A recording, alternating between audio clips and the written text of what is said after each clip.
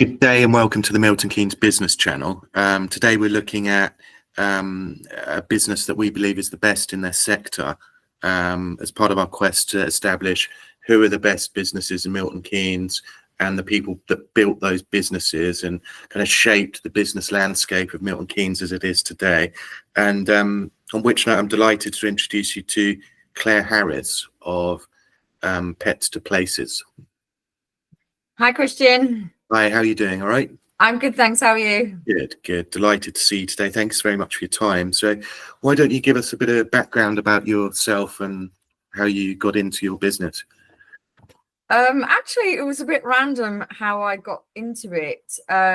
So I was in between roles at the time. So in 2014, I had finished one business. So I was actually a franchisee of a business, but it really didn't go very well at all. So I left that business, and whilst I was taking a couple of months out, somebody said to me who works at the vets as a receptionist, "Oh, you know, we've always got people calling saying that they need to get their pet to the vet, but they haven't got any way of getting there, and the people taxis won't take the pets, or they don't really like to." They said, "Oh, you know, why don't you do that?" And you know, I'm really good with people. I love helping people, and I love animals. So I was like, "Oh, I might as well."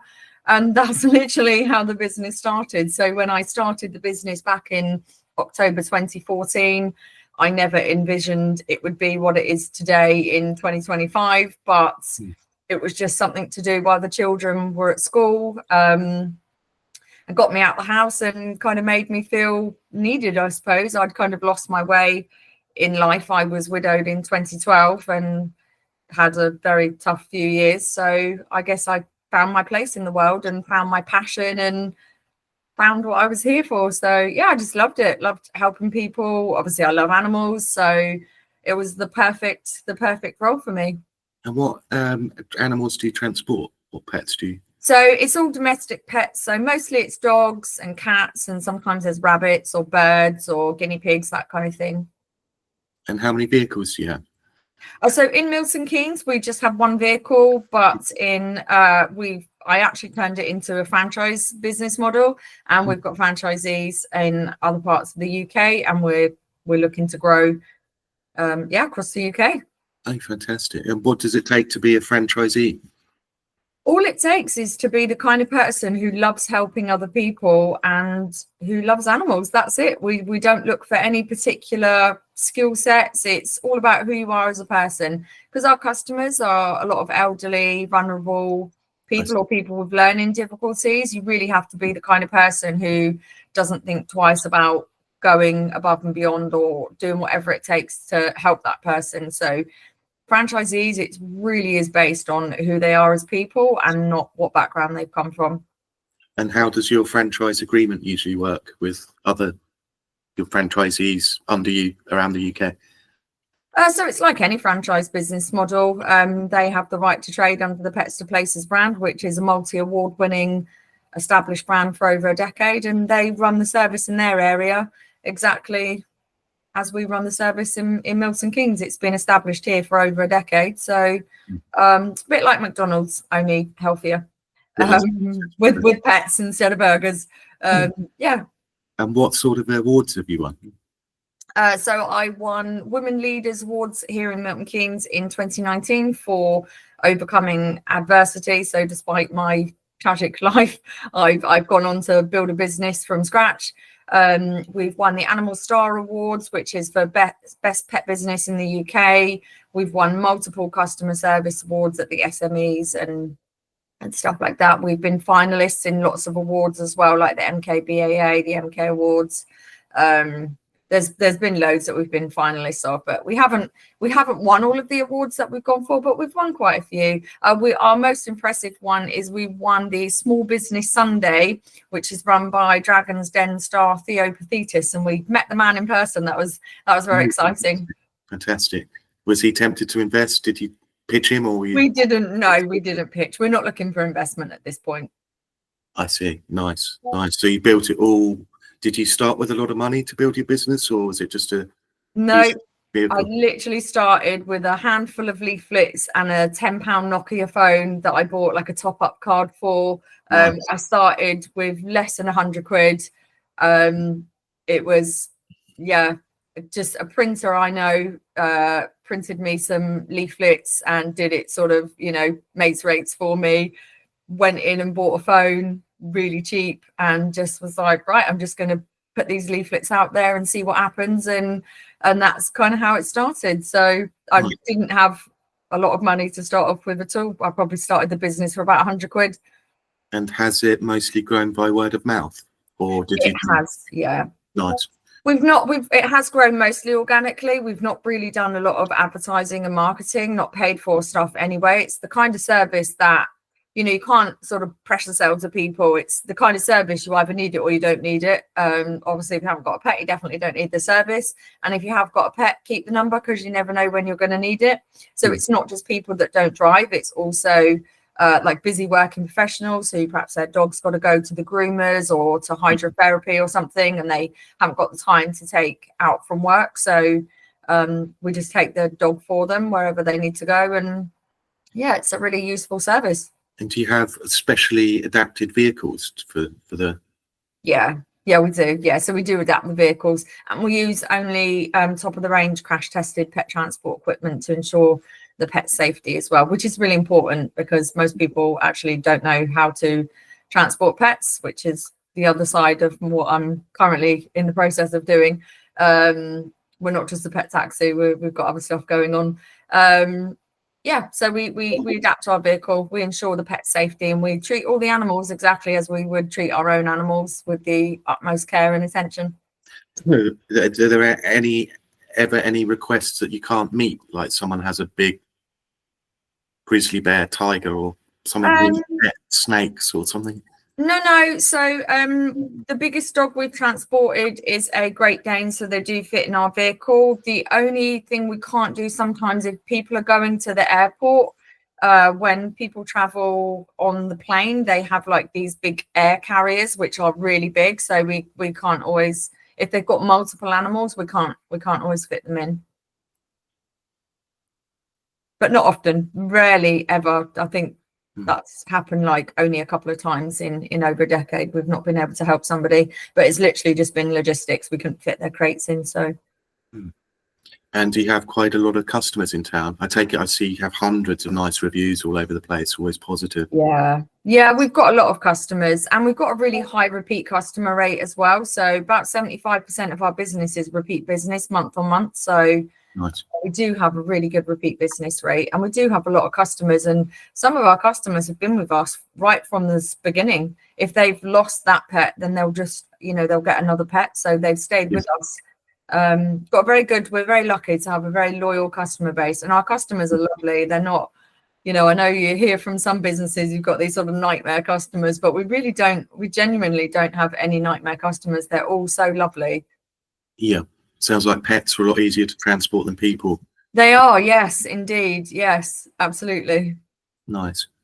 And your franchise, whereabouts is that at the moment outside of Milton Keynes? So we're quite a new franchise business model. So we've set up in Solihull, although sadly our franchisee there actually died last year. So we are looking for somebody to replace her. It's very much needed service in Solihull. We get a lot of calls for Solihull. So if any of the listeners know anyone in Solihull who loves animals and helping people, please send them my way. So we're also in Pontefract and Wakefield, which is in West Yorkshire, and we're just about to take on some people in a couple of other areas in the country. The next one will be in Lincoln, in Lincolnshire. So and then fingers crossed we'll get somebody set up in London, because we desperately need somebody in London as well. There's a couple of areas of the UK that we desperately need people. Nottingham is another one, just because we get so many calls. We get so many calls from people around the UK needing the service where they are, and if we're not in the area, we can't help them. I see. Very high demand business at the moment then. It really is. Yeah, we've got a database of about 1,000 people across the UK waiting for the service to start, so it's very much a needed service. Nice. And it's a lot harder than people think. So obviously when you're successful, people copy you because that's what they do.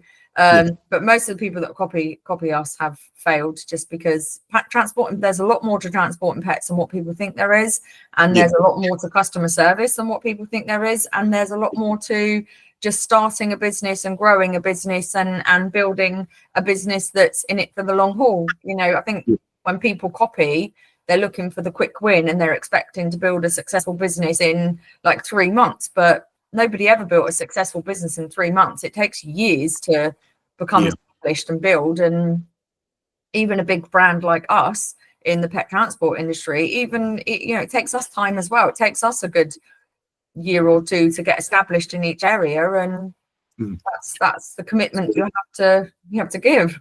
So with your new franchisees, they get the custom-made vehicle, they get all of the training, the infrastructure and the processes to be the best in your sector.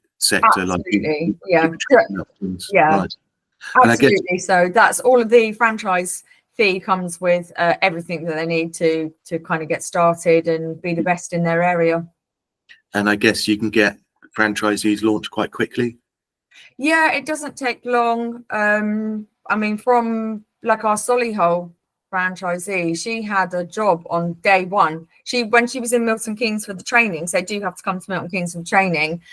When she was here for the training, her phone was ringing off the hook. It was crazy. And the day after the training, she had customers booked in for long distance transport, which is, I think they went to the airport or something. Can't remember now because it was a few years ago. But she had customers from day one, and that's pretty much how it works in our world. Is that we've got paying customers from day one, and you get paid on the day that you provide the service. So it's not like you invoice and get paid 28 days later. It's instant payment. So it works really well because it means, the franchisees are obviously putting their hand in their pocket and investing a lot of money into our business. So it's really good that they're making money from day one. Fantastic. And I guess they're getting the same sort of positive reviews that you've been getting in their own town.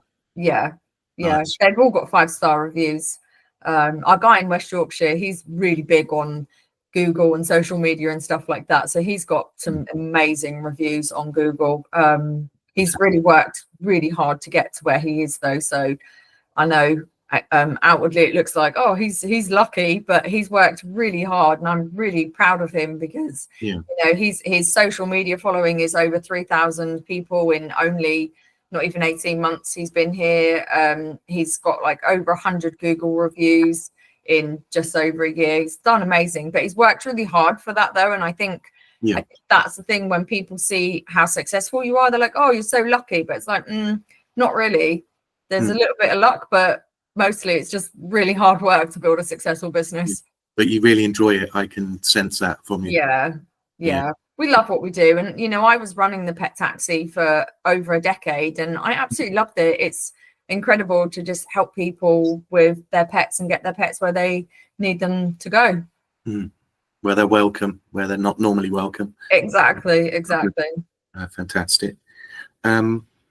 It's been delightful to speak with you today. Very inspiring. Is there anything else that you would like to add? I guess to your listeners, my one piece of advice would be, if you have a pet and you take your pet in your car, please use crash tested pet transport equipment and keep your eyes open for when I launch my own range of crash tested pet transport equipment, because that will be coming end of this year, beginning of next year. I'm working with Inon, the local product design company, and hopefully with Innovate UK.